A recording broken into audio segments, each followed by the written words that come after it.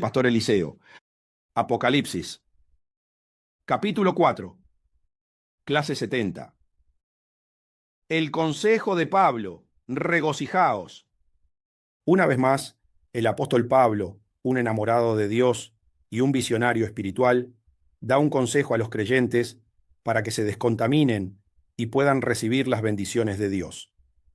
Filipenses, capítulo 4, versículo 4. Regocijaos en el Señor siempre. Otra vez digo, regocijaos.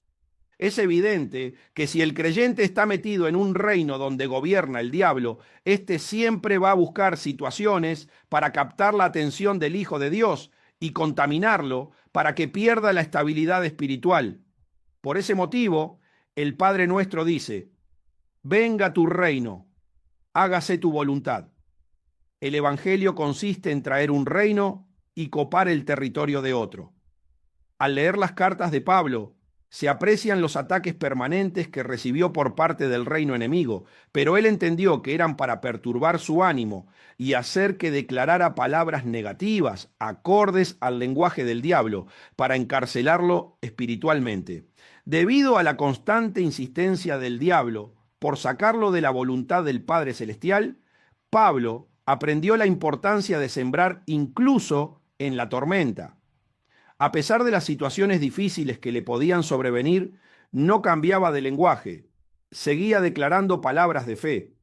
Su ánimo permanecía firme y podía ver su triunfo sobre el enemigo. Aprendió a discernir los engaños del adversario. Muchas veces, a causa de los ataques del enemigo, podía estar físicamente preso, pero espiritualmente estaba libre, y desde la cárcel escribía cartas con todas estas revelaciones espirituales para el crecimiento de sus hermanos. Él incita a los creyentes a regocijarse siempre en el Señor, y añade, otra vez os digo, regocijaos. Proceder de esta manera es muy importante para que los hijos de Dios vivan siempre felices, hablando con un solo lenguaje, lo que les permite dar un fruto sin contaminación. Primera de Tesalonicenses, capítulo 5, versículo 18. Dad gracias en todo, porque esta es la voluntad de Dios para con vosotros en Cristo Jesús. Dad gracias en todo. En este versículo se puede apreciar nuevamente al apóstol Pablo, incitando a los creyentes a hablar el lenguaje de la esencia del bien y a no ceder a las obras fraudulentas del reino de las tinieblas, para que no caigan en sus engaños y comiencen a cuestionar lo que Dios está haciendo con sus vidas. El que está sentado en el trono tiene un control absoluto sobre todo lo que acontece dentro de su propia esencia y sabe qué es lo mejor para que cada uno de sus hijos se desarrolle espiritualmente. Eso implica que a veces tengan que experimentar situaciones muy desagradables que en definitiva les ayudarán a obtener un resultado favorable. En consecuencia, el creyente que ama a Dios, aunque no entiende por qué está pasando por situaciones adversas, sigue dándole gracias, porque ha entendido que todo lo que le está sucediendo fue diseñado por Dios para que él sufra menos, hasta el tiempo de la restauración total. Como su Hijo lo ama, soporta para que esté feliz, y esas obras son con las que hacen que sea glorificado, y después sus hijos son recompensados en el cielo. Apocalipsis, capítulo 4, versículo 3. Y el aspecto del que estaba sentado era semejante a piedra de jaspe y de cornalina. Y había alrededor del trono un arco iris, semejante en aspecto a la esmeralda.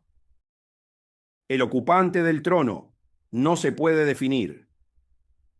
Juan, cuando miró el trono, no pudo identificar al ocupante que estaba sentado en él, debido a que carga con la espiritualidad de todos los seres existentes.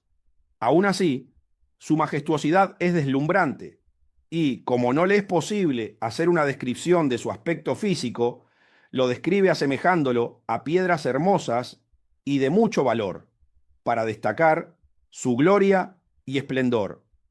En el libro del Apocalipsis se encuentran repetidas veces expresiones que aluden a comparaciones, como, semejante a, el aspecto, etc. con la finalidad de asemejarlo a algo conocido por el hombre. Es común que el Señor tome ejemplos de cosas naturales para enseñar revelaciones del mundo espiritual. Estas cosas pueden ser del reino animal, del reino vegetal o del reino mineral, los tres reinos creados por Dios. Por ejemplo, está la parábola del sembrador, que habla del trigo y la cizaña, del reino vegetal. La parábola del pescador, que echa la red para pescar, del reino animal. O la del mercader, que busca perlas de gran precio, del reino mineral. Del mismo modo, Dios creó el universo lleno de piedras preciosas para revelarle al ser humano secretos profundos del mundo espiritual. Dios mismo se identifica a través de las piedras preciosas para que Juan pueda describir las particularidades del trono desde donde Dios gobierna el universo. Cuando lo vio, quedó impactado por la belleza de los colores y el resplandor de luz que emanaba del trono y de todo su entorno. Ante la dificultad para describir adecuadamente tanta majestuosidad, lo compara con el jaspe, la cornalina y la esmeralda, tres piedras preciosas muy estimadas en la antigüedad. Estas le sirven a Juan como punto de referencia para destacar la apariencia tan exuberante de quien gobierna el universo. Las piedras preciosas siempre se colocan en los lugares más visibles, en las coronas, los anillos y los collares. Casi siempre están rodeadas de oro o plata, metales valiosos que realzan su belleza. Para realizar dichos objetos de valor, se utiliza el engastado, que es el arte de fijar las piedras preciosas en el metal de las joyas para que muestren su máxima belleza.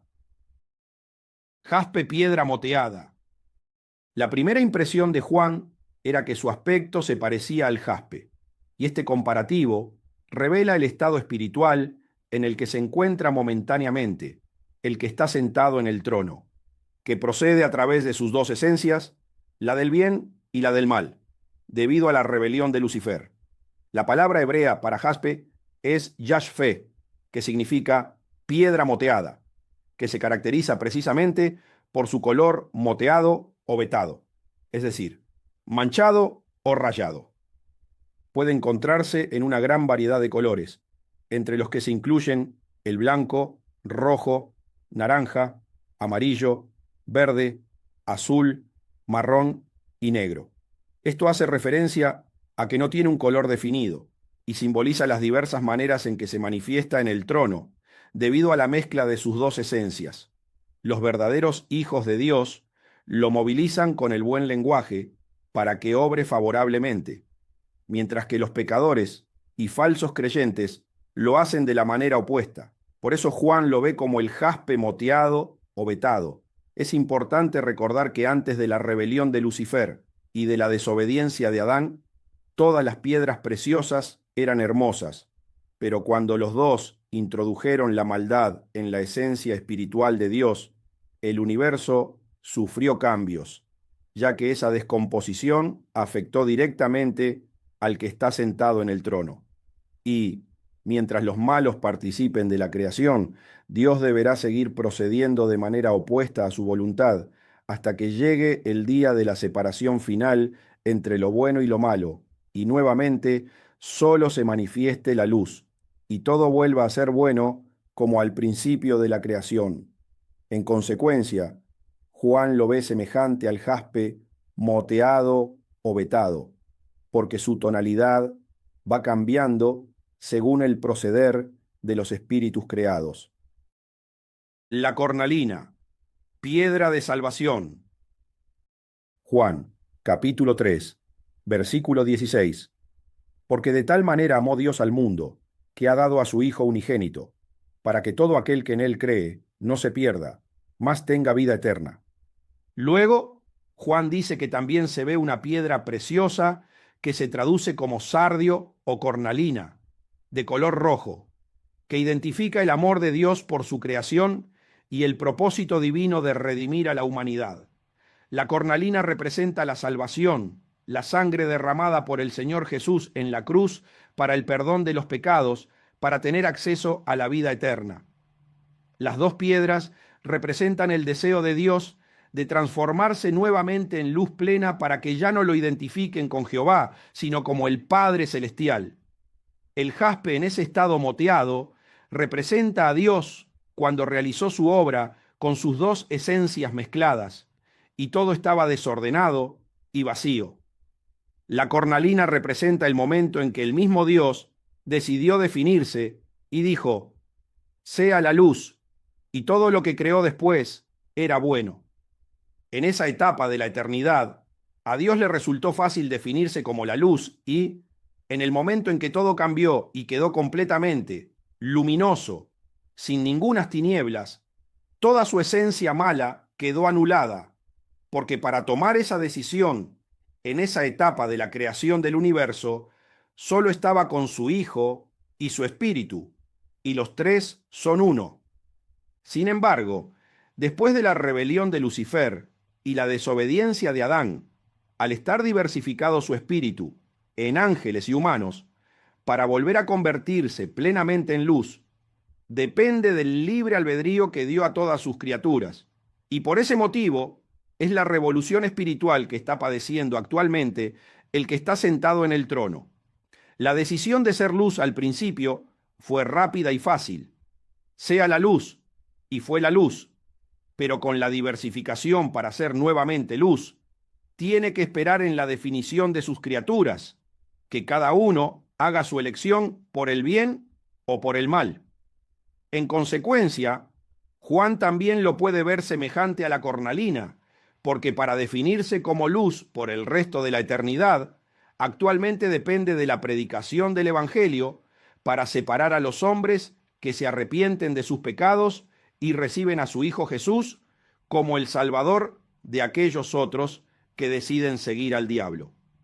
¿Qué hacen los hombres cuando ven piedras preciosas? Se las quieren ver puestas, se las colocan en el cuello, en la nariz, en los brazos, en las orejas, es decir, quieren ver esas piedras preciosas adornando sus cuerpos. Dios se manifiesta a través de las piedras preciosas para que sus espíritus humanos creados deseen y lleguen a ser tan preciosos como Él. En consecuencia, los que se resisten al Evangelio rechazan brillar como las piedras preciosas y opacan el trono, causándole sufrimiento. El arco iris. El arco iris que rodea el trono tiene varios significados, pero principalmente refleja el propósito de Dios al crear a los seres humanos. El Señor dispuso crear el universo para proyectarse y disfrutarlo a través de los seres angélicos y humanos. Todos los seres existentes son una prolongación de su esencia divina. Pero el arco iris, especialmente, representa a la creación humana, con el que Dios manifiesta el amor que tiene por cada hombre, sin importar su raza, lengua o nación.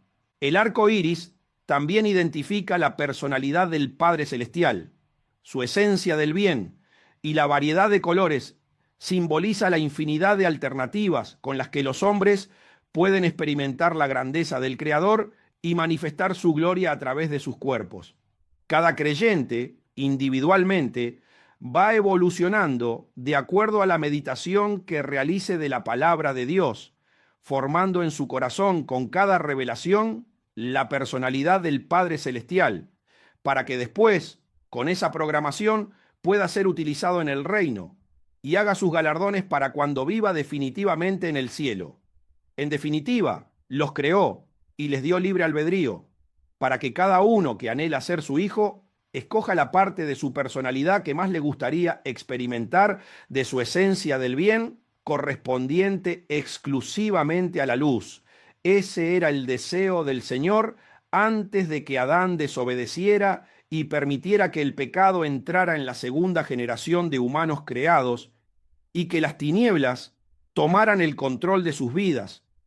Tras la tendencia pecaminosa, los seres humanos deben utilizar el libre albedrío para elegir entre el bien o el mal, la luz o las tinieblas, ya que la desobediencia de Adán permitió que la totalidad de la esencia de Dios controle la naturaleza humana quedaron todos contaminados. Dios creó a los humanos por amor para permitirles experimentar la gloria de tenerlo en sus corazones. El arco iris. Las tinieblas, que son la oposición total al reino de la luz, buscan siempre la manera de destruir el principal objetivo de Dios, que es disfrutar de la creación a través de los seres humanos. Por ese motivo, actualmente, el diablo utiliza el simbolismo del arco iris para promover el movimiento LGTB, que implica que los hombres pecadores utilicen su libre albedrío para experimentar con sus vidas todas las obras inmundas y perversas que corresponden a la manifestación de la esencia mala de Dios, y para ello manipulan de forma errónea el concepto de amor. Los depravados piensan que mientras se amen, da igual la manera como se relacionen, sin entender que las personas que actúan así están siendo utilizados por Satanás para burlarse del Padre Celestial. Pero si antes del regreso de Jesús no se arrepienten y se convierten al Evangelio, en el día del juicio final serán ellos los que pagarán las consecuencias por haberle cedido sus cuerpos a Satanás.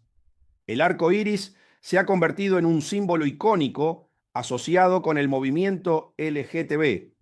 El uso del arco iris como símbolo de la diversidad y la inclusión se remonta a finales de la década de 1970. La bandera del arco iris fue creada por el artista Gilbert Baker en San Francisco como emblema de la comunidad. El movimiento LGTB más se refiere a un conjunto de comunidades, organizaciones y personas que defienden y luchan por los derechos y la igualdad de las personas lesbianas, gays, bisexuales, transgénero y de otras identidades relacionadas. El movimiento aboga por la aceptación social y la igualdad legal, así como por la lucha contra la discriminación basándose en el derecho que tienen las personas a amarse libremente, sin importar su orientación sexual o identidad de género. Sin embargo, todo este desarrollo para acrecentar el pecado es el trabajo minucioso y constante que hace el diablo para mantener sufriendo al que está sentado en el trono y continuar robándole almas antes de que sea lanzado al lago de fuego eternamente. El arco iris alrededor del trono. La Escritura dice que el arco iris alrededor del trono de Dios es semejante en aspecto a la esmeralda, porque el color verde de esta piedra preciosa representa la vida y también se relaciona con la renovación, la frescura y la prosperidad. Por lo tanto, cuando se refiere al verde de la esmeralda, puede simbolizar la resurrección espiritual que Jesús provoca en los hombres, cuando lo aceptan como su Salvador. Ese renacimiento automáticamente proporciona bienestar al alma y le otorga frescura. Esa nueva comunión entre el espíritu resucitado y el alma repercute tan favorablemente en el interior del creyente que también le otorga una prosperidad corporal.